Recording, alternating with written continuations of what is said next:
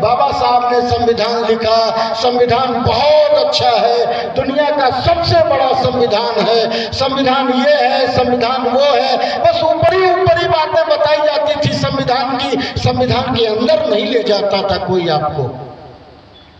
अंदर क्या लिखा है संविधान में, किस आर्टिकल में क्या लिखा है संविधान के, ये नहीं बताया जाता था आपको। हमने बताना स्टार्ट किया, हमने बताना शुरू किया, और आपने देखा होगा 76 बरस लग गए भारत को संविधान के रास्ते पर आने में। 76 बरस लग गए।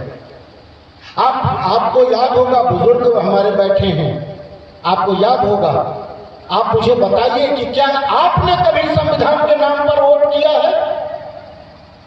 कभी किया है कि मैं संविधान के नाम पे वोट करूंगा, जो संविधान का पालन करेगा, जो संविधान की बात करेगा, जो संविधान का काम करेगा, मैं उसको वोट दूंगा। चाहे वो मेरी मौसी का लड़का हो, चाहे मामा का लड़का हो, चाहे मेरे बचपन का दोस्त हो, चाहे मेरी जात का हो, चाहे मेरा रिश्तेदार हो, चाहे मेरे धर्म का हो, कोई फर्क नहीं पड़ता।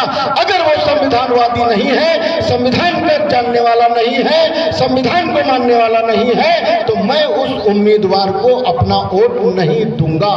क्या ऐसा आपने कभी किया था?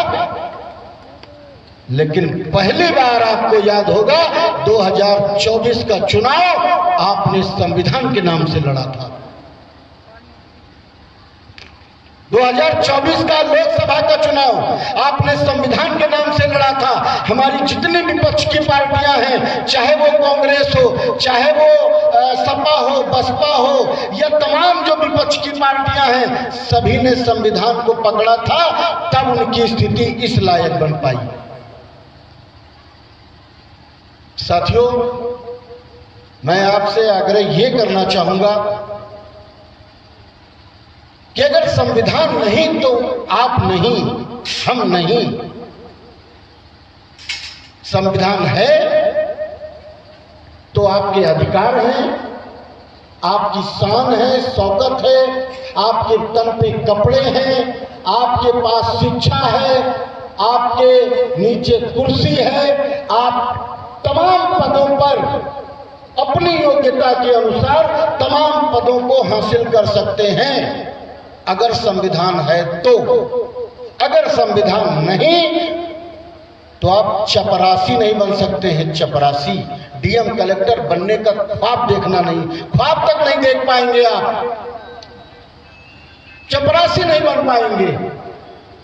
आप सोच लीजिए, मैं छोटी सी बात करने जा रहा हूं, जिस ग्राम पंचायत में सामान्य सीट रहती है और सबल वर्ग के लोग चुनाव लड़ते हैं, तो एससी वर्ग के लोग अपने आप उस सीट को छोड़ देते हैं, किनारे हो जाते हैं, ये समझ करके कि अब तो मैं जीतूंगा ही नहीं।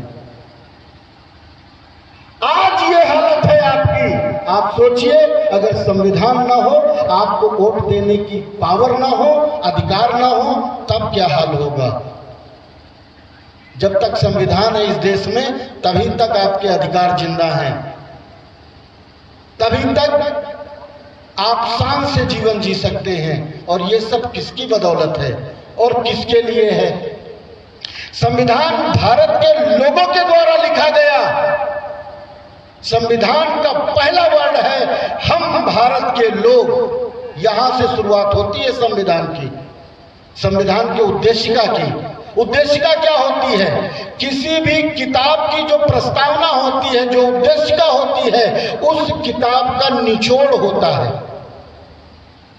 आप उद्देशिका पढ़ के, प्रस्तावना पढ़ के समझ सकते हैं कि ये किताब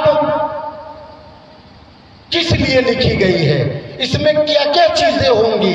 आप प्रस्तावना पढ़ के समझ सकते हैं। तो हमारी जो प्रस्तावना है वो क्या कहती है? अभी हम लोगों ने कार्यक्रम के आरंभ में पढ़ा था, हम भारत के लोग भारत को एक संपूर्ण प्रभुत्व संपन्न, समाजवादी, धर्मनिरपेक्ष, लोकतंत्रात्मक गणराज्य तथा उसके समस्त नागरिकों को सामाजिक, आर्थिक और राजनीतिक न्याय, विचार, अभिव्यक्ति, विश्वास, आस्था और धर्म की उपासना की स्वतंत्रता, प्रतिष्ठा एवं अवसर की समता प्राप्त कराने वाली बंधुता बढ़ाने के लिए किन क्या क्या बातें कह रहा है, आप समझो जरा,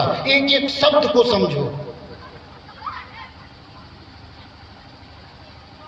एक एक शब्द इतना महत्वपूर्ण है। आप समझिए, इसने कहा हम भारत के लोग, यानी जितने भारत के नागरिक हैं, भारत में रहने वाला बच्चा बच्चा, उसके द्वारा ये बात कही जा रही है, हम भारत के लोग भारत को एक संपूर्ण प्रभुत्व संपन्न बनाएंगे, यानी अपना देश अपनी हुकूमत अपनी मर्जी से चलाएंगे।